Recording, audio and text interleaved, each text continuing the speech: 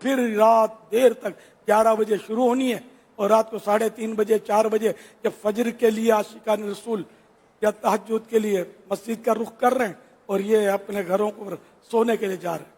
کون ہے؟ عاشقان رسول. ایسے عاشقان رسول تو الٹا مطلب ہے کہ بدنام کرتے ہیں حقیقی عاشقان رسول اور سنیوں کو. ہمارے سنی ایسے نہیں ہونے چاہیے. ہم پہلے نمازی ہیں بعد میں نیازی ہیں.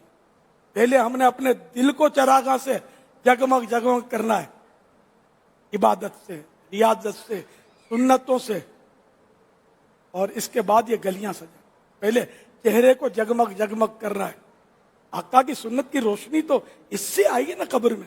ہمارا بلب جا کر جلے گا تو بات کی بات ہے نا. پہلے تو یہ روشن ہوگا نا. اعلیٰ حضرت فرماتے ہیں نا لحد میں عشق کے رخ شہ کا داغ دے کے چلے، اندھیری رات سنی تھی چراغ لے کے چلے.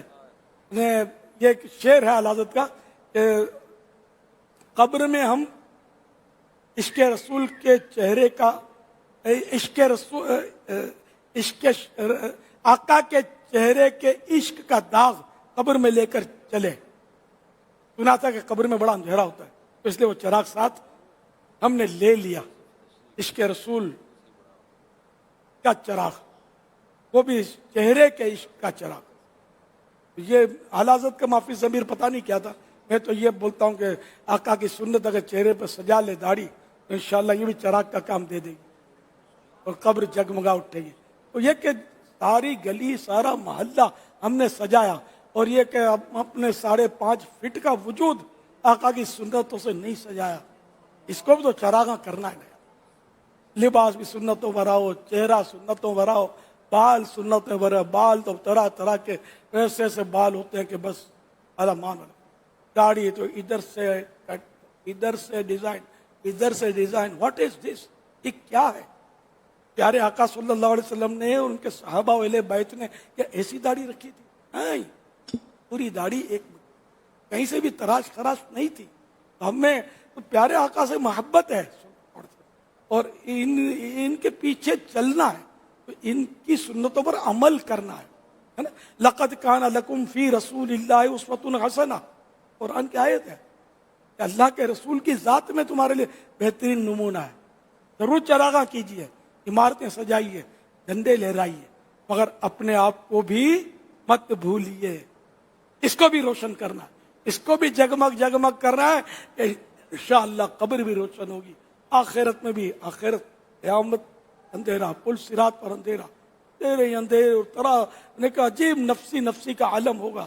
تو وہاں کی روشنیاں انشاءاللہ کام آئیں گی. تو کیا یہ نمازوں سے بھی اپنے آپ کو چمکانا، اپنے اعمال نامے کو. اب نماز ایک نہیں پڑھتے ہو، بولتے ہیں میں چراغا کروں، میں نیاز کروں. ٹھیک ہے، اچھا کام ہے. نیاز کرنا، چراغا کرنا ناجائز نہیں ہے بے نمازی کے لیے. لیکن میرے بھائی، ہم سنی ہیں اور ہم پہلے نمازی ہیں بعد میں نیازی. اس سے کوئی بھی اختلاف نہیں کرے. انڈرسٹوڈ ہے؟ نماز بھی پڑھنی ہے، نیاز بھی کرنی ہے، لیکن پہلے نماز.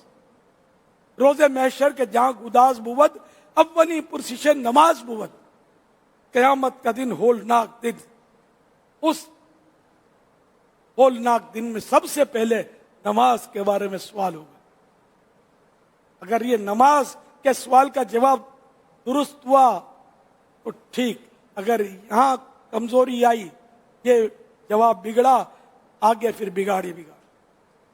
اپنی نماز تو سب نے پکڑ لینی. کل یہ کوئی نہ کہے یہ جو جلوس میں نکلتے ہیں، یہ جو متناتے ہیں وڑھتے ہیں، یہ جو چراغاں کرتے ہیں، نماز تو ایک ٹائم کی نہیں پڑھتے، جمعہ بھی نہیں پڑھتے. یہ کوئی نہ بولے ہم کو. یار کیوں بولے؟ ہم ایسے کیوں بنے گے کوئی بولے ہم کو؟ ہم عاشق رسول ہیں تو ہم عملی طور پر عاشق رسول ہونے کا بھی مظاہرہ کریں.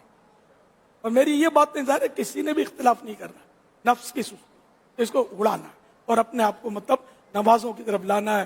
مسجدیں آباد کرنی ہے، آقا کی سنتیں اپنانی ہے، سجانی ہے. چہرہ بھی آقا کی سنت سے سجانا ہے، لباس بھی سجانا ہے، اور اپنا رواں رواں آقا کی محبت کا دم بھرنے والا کرنا ہے.